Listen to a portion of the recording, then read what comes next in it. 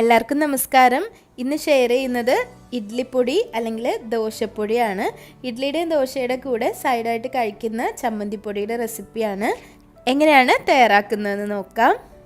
ചമ്മന്തിപ്പൊടി തയ്യാറാക്കാൻ എല്ലാ ഇൻഗ്രീഡിയൻസും ഡ്രൈ റോസ്റ്റ് ചെയ്തെടുത്തതിന് ശേഷമാണ് പൊടിച്ചെടുക്കുന്നത്. നന്നായി ചൂടായ ഒരു പാനിലേക്ക് 10 വറ്റൽമുളക് ചേർത്ത് കൊടുക്കാം. ഞാനിവിടെ എടുത്തിട്ടുള്ളത് 10 കശ്മീരി വറ്റൽമുളകാണ്.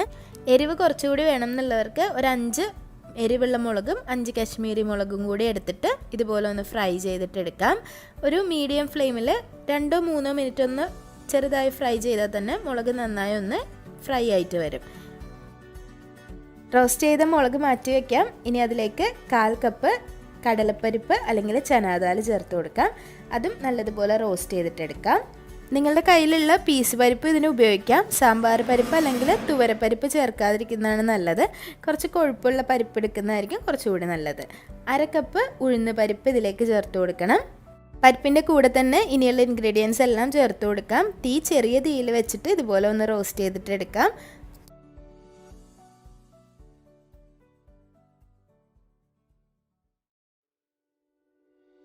2-3 മിനിറ്റ് മീഡിയം ഫ്ലെയിമിലൊന്ന് വറുത്തെടുത്തതിന് ശേഷം 1 ടേബിൾ സ്പൂൺ വീതം ഏതെങ്കിലും ഒരു അരി, വൈറ്റ് റൈസോ റെഡ് റൈസോ ചേർത്ത് കൊടുക്കാം. 1 ടേബിൾ സ്പൂൺ തന്നെ വൈറ്റ് എള്ള് ചേർത്ത് കൊടുക്കാം. വെളുത്ത എള്ളാണ് ചേർക്കേണ്ടത്. 1/2 ടീസ്പൂൺ കുരുമുളകും ഒരു ചെറിയ പീസ് കായവും ഇതിലേക്ക് ചേർത്ത് കൊടുക്കാം. കായപ്പൊടി ചേർക്കുന്നവരാണെങ്കിൽ എല്ലാം വറുത്തെടുത്തതിന് ശേഷം തീ ഓഫ് ചെയ്യുക. അതിനുശേഷം മാത്രം കായത്തിൻ്റെ പൊടി ചേർക്കാം. 1 ടേബിൾ സ്പൂൺ വരെ കായപ്പൊടി ചേർത്ത് കൊടുക്കാം. ഇനി ഇതെല്ലാ ഇൻഗ്രീഡിയൻസും നല്ലതുപോലെ ഒന്ന് വറുത്തെടുക്കാം. കുരുമുളകിൻ്റെ അളവ് ഒരുപാട് കൂട്ടണ്ട. 1/2 ടേബിൾ സ്പൂൺ അല്ലെങ്കിൽ ഒരു 10-15 കുരുമുളക് ചേർത്ത് കൊടുത്താൽ മതി. ഇനി ഇതിലേക്ക് ഒരു തണ്ട് കറിവേപ്പില കൂടി ചേർത്ത് നല്ലപോലെ വറുത്തെടുക്കണം. വറുത്തെടുത്ത് നല്ല ആറിയതിന് ശേഷം മാത്രം മിക്സിയുടെ ചെറിയ ജാറിലിട്ടൊന്ന് പൊടിച്ചെടുക്കണം. പൊടിച്ചെടുക്കുന്ന സമയത്ത് 1/2 ടീസ്പൂൺ ഉപ്പ് കൂടി ചേർത്ത് പൊടിച്ചെടുക്കാം.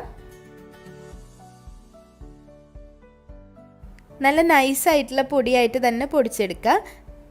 ഇഡ്ലിയുടെയും ദോശയുടെയൊക്കെ കൂടെ സൈഡായിട്ട് കുറച്ച് വെളിച്ചെണ്ണ കൂടി ചേർത്ത് കഴിക്കാൻ നല്ല ടേസ്റ്റാണ്. അപ്പോൾ എല്ലാവരും ട്രൈ ചെയ്ത് നോക്കുക. ട്രൈ ചെയ്ത് നോക്കിയിട്ട് അഭിപ്രായങ്ങളൊക്കെ കമൻസിൽ അറിയിക്കുക. അതുപോലെ ഈ ഒരു ഇഡ്ലിപ്പൊടി നല്ലൊരു എയർ ടൈറ്റ് കണ്ടെയ്നറിലാക്കി പുറത്ത് തന്നെ സൂക്ഷിക്കാൻ പറ്റും. ഇത് ഒരുപാട് നാൾ നമുക്ക് എടുത്ത് വെക്കാൻ പറ്റുന്നതാണ്. നല്ലതുപോലെ റോസ്റ്റ് ചെയ്തെടുക്കുന്നതുകൊണ്ട് തന്നെ ചീത്താവില്ല. സെർവ് ചെയ്യുന്ന സമയത്ത് കുറച്ച് വെളിച്ചെണ്ണയോ ഏതെങ്കിലും ഒരു എണ്ണയോ ചേർത്തിട്ട് മിക്സ് ചെയ്തിട്ടാണ് കഴിക്കേണ്ടത്. വീഡിയോ എല്ലാവർക്കും ഇഷ്ടമായെന്ന് വിചാരിക്കുന്നു. റെസിപ്പി എല്ലാവർക്കും ഇഷ്ടമായിട്ടുണ്ടെങ്കിൽ ലൈക്ക് ചെയ്യുക, ഷെയർ ചെയ്യുക, സബ്സ്ക്രൈബ് ചെയ്യുക. അതുപോലെ നിങ്ങളുടെ ഫ്രണ്ട്സിനും ഫാമിലിക്കും ഒക്കെ ഈ ഒരു വീഡിയോ ഇഷ്ടമായിട്ടുണ്ടെങ്കിൽ ഒന്ന് ഷെയർ ചെയ്ത് കൊടുക്കുക.